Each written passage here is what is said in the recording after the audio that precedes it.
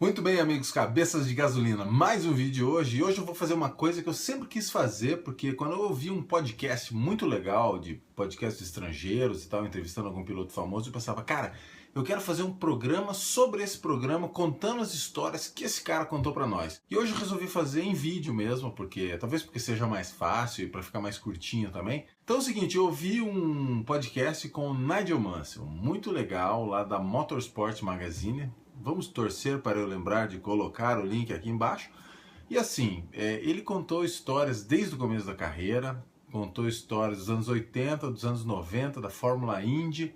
Foi muito maneiro. Então assim, eu vou contar nesses poucos minutinhos aqui as principais delas que eu achei muito legal. Primeira coisa, ele fala do Nelson Piquet. Perguntaram, o que você acha do Nelson Piquet? Ele fala, olha, eu sempre respeitei Nelson Piquet como um grande campeão. Eu sempre respeitei isso nele. Agora, algumas coisas do que ele fazia fora da pista eu achava realmente deplorável, então esse aspecto eu não posso concordar, inclusive é uma pena, porque ele é um grande campeão, um grande piloto, e dentro da pista eu não tenho nada a falar de mal sobre o Piquet. Bom, sobre o Ayrton Senna, ele fala que, o que ele diria sobre o Senna? Que é um cara extremamente comprometido. Ele se preocupava com todos os aspectos de sempre vencer, de sempre estar na frente, e que o que ele achava interessante é que o Senna realmente se achava melhor do que os seus colegas de Fórmula 1, né? Então que ele achava que nem sempre, dependendo do dia, havia pessoas que podiam ser melhores do que o Senna, né? Então ele achava essa uma característica interessante do Senna. E por último, Alain Prost, que é o dos 4 grandes pilotos ali do final dos anos 80 e começo dos 90, antes de surgir o Schumacher. Ele disse que ele se dava bem com o Prost, etc. Mas uma coisa é que o Prost ele tinha uma parada mais política, assim, em cima da equipe. É um cara que tinha patrocínio, que tinha apoios externos e tal, que ele se sentiu um pouco inferiorizado nesse aspecto em relação ao Prost. Inclusive isso é uma coisa que chama a atenção do Mansell. Desses 4 pilotos ali do final dos anos 80, que é Senna, Prost, Piquet e Mansell, olha, de longe o Mansell é o cara que ele tem menos talento assim político fora do carro. Isso é inegável. O Senna era um cara que tinha essa parada de trabalhar até tarde. O Piquet tinha aquela malandragem que muitas vezes garantia algumas coisas para ele. E o Prost tinha também um lado político, de conseguir fazer a equipe ficar do lado dele, mostrar que ele era um cara que já era campeão, que tinha apoios de empresas francesas e tal. E o Mansell, não, ele sempre foi um cara mais ingênuo, um cara que teve uma vida assim que... Ele não é um animal político igual os outros, assim, então ele faz muita questão de deixar isso claro, né, nesse podcast aí da Motorsport Magazine, quando ele fala sobre isso. Bom, uma das perguntas que fizeram para ele é qual que é o carro mais maneiro? Aquela FW11 que você pilotou ali em 86, 87... ou aquele carro que você foi campeão do mundo, que era um carro de outro planeta, que era o FW14B de 92. Ele falou, olha, não, essa não tem nem o que pensar. Com certeza o carro de 86, porque era o carro que tinha lá em classificação, ele dava 1.350 cavalos, era um carro que exigia extremo comprometimento, extrema coragem, porque os circuitos da época você se machucava se você errasse, batesse numa curva de alta velocidade e assim por diante. Então ele também tem grande respeito por esses carros daquela temporada que a gente está fazendo, né, o nosso especial lá no podcast, que é 1986. Mas ele conta uma história interessante sobre o carro de 92. Naquela temporada que o Mansell saiu ganhando tudo, venceu as 5 primeiras, foi campeão na Hungria e tal, aquele carro ele era muito mais rápido que os outros, e ele teve como companheiro de equipe o Riccardo Patrese. O Patrese é um cara que ele não conseguiu, né, enfrentar o Mansell, apesar de ser assim, um piloto razoável, um piloto de respeito, passou em grandes equipes e tal. E o Mansell, ele fala que o que diferenciou ele naquele ano do Patrese foi principalmente fisicamente, porque o Mansell, ele não era assim um super atleta, mas ele era um cara muito forte, muito parrudo. Então ele falava que o upper body dele, a parte superior, os braços e o tórax dele eram bem mais fortes, mais resistentes do que o do Patrese. Então que ele conseguia ter uma vantagem por causa disso, que o Patrese fisicamente não conseguia acompanhar em algumas curvas, em alguns momentos da corrida, porque naquela época não tinha direção hidráulica, era uma coisa extremamente física, precisava de muita força física, era muito extenuante para o piloto. Então ele disse que só nisso ele já tinha uma certa vantagem contra o Patrese. E a outra coisa era que ele também tinha um pouco mais de comprometimento, mais de coragem, um pouco mais de maluquice em determinadas curvas de alta velocidade, algumas coisas que ele chegava às vezes a ser lá mais do que algumas dezenas de quilômetros por hora mais rápido do que o Patrese em determinadas curvas. Então essa também é uma história desse programa que eu achei legal. Uma coisa que perguntaram para ele também, qual que é a maior corrida da sua carreira, Sr. Nigel Mansell? Ele fala, ó, sempre é difícil de escolher e tal, mas ele acabou assim, escolhendo duas, e que eu acho que se fosse para alguém de nós tentar adivinhar qual que ele ia escolher, ia ser essa daí mesmo, que são as duas vitórias dele no Grande Prêmio da Inglaterra em 86 e em 87.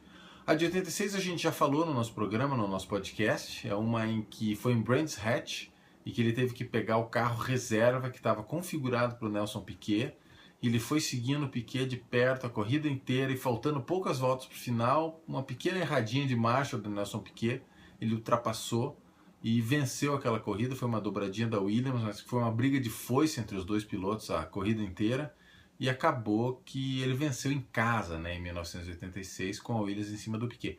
E claro, em 87, talvez essa que ele considera a maior vitória da carreira, né, do Nigel Mansell, que foi aquela em que ele estava liderando a corrida, teve um problema no pneu com vibração excessiva, voltou para o box, trocou o pneu, voltou 28 segundos atrás do Nelson Piquet. E ele tentou começar a recuperar terreno, o Piquet tentou responder, e ele simplesmente quebrou o recorde do circuito de Silverstone 11 vezes naquelas últimas voltas da corrida. Eu acho que não lembro se foram 15, 18, 14 voltas assim por diante.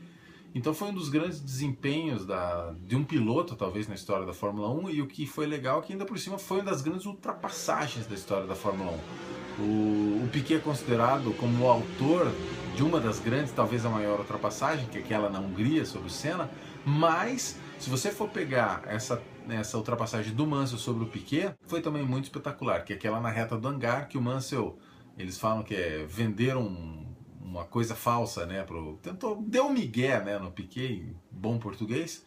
Ele faz que vai por dentro, quando o Piquet vai fechar a porta, ele toca por fora e ultrapassa. Então ele fala que o fato de ele ter buscado esses 28 segundos e ainda por cima ter feito uma manobra de ultrapassagem das mais perfeitas da história é uma coisa que ele recorda com muito carinho. Então tá aí, as duas grandes vitórias pelo próprio Nigel Mansell, as grandes vitórias da carreira dele. Foi perguntado também para o Nigel Mansell sobre a Fórmula Indy. Por exemplo, qual que você acha mais maneira, Fórmula 1 ou Fórmula Indy? Ele falou, cara, sem a menor dúvida, Fórmula 1 é muito mais legal. Agora, claro, o fato de ter passado aquele ano na Indy, foi campeão, foi muito legal, e ele fala que o ambiente, por outro lado, tem algumas coisas que são muito legais. Ele podia levar os filhos para o pódio, tinha o Paul Newman por perto, ele achava essa parte da Fórmula Indy muito legal. Ele dá uma criticada nos circuitos ovais, principalmente os ovais curtos, em que ele dizia que assim, você está em um circuito de 1 milha, andando em círculos, com tráfego insano, então é uma coisa muito maluca, mas que você fica tonto nesses circuitos curtos, quando você está se acostumando, e também é monótono muitas vezes, quando você está testando, ou se a corrida não está com grandes tráfegos. Ele achava, esses ovais curtos principalmente, ele não gostou. E ele fala que teve uma manobra de bastidores que tirou a Indy 500 dele daquele ano. Porque eu lembro que foi uma briga de foice entre ele e o Emerson Fittipaldi. O Emerson ganhou aquela corrida. Mas é que ele diz que teve uma bandeira amarela que foi totalmente mandrake, assim. Foi uma bandeira que ele não entende por que deram. Então que essa corrida, de certa forma, foi tirada dele. Mas que ele, por outro lado, estava mal fisicamente. Ele estava diz ele, com 100 pontos, mais de 100, 140 pontos nas costas, tinha tido um acidente muito grave, lá 2 semanas antes da corrida, então ele bota um pouco da culpa nisso. Mas pouca coisa isso é coisa do Mansell mesmo, né? Bom, então já estamos aí com o tempo um pouco mais longo do vídeo do que eu tinha planejado, mas é que tem muita história legal desse podcast aí, então tomara que o link esteja aqui embaixo, né, pro podcast para ouvir lá, quem quiser gastar o seu inglês lá com o podcast da Motorsport Magazine. É um programa de uns 50 minutos mais ou menos. E assim, claro, tem muitas histórias mais. Ele conta do começo, que ele e a mulher venderam tudo que eles tinham para tentar bancar mais uma temporada na Fórmula 3. E ele é um cara assim que ele é diferente do Piquet, mas é um cara que você tem que respeitar. Ele é um diferente, mas eu acho que não existe melhor ou pior. É um cara que casou muito jovem. Ele fala que ele casou com a esposa dele quando eles tinham 21 e 20 anos, extremamente jovens. Eles tiveram que começar tudo de novo algumas vezes, porque eles perderam tudo, mas não adianta, se você tá aí com saúde, você começa de novo. Então ele tem esse lado assim, batalhador. Eu acho isso bacana assim no Mansell. Então Fica a dica aí para vocês e a gente conversa aí no próximo vídeo. Um abração para todo mundo e até lá.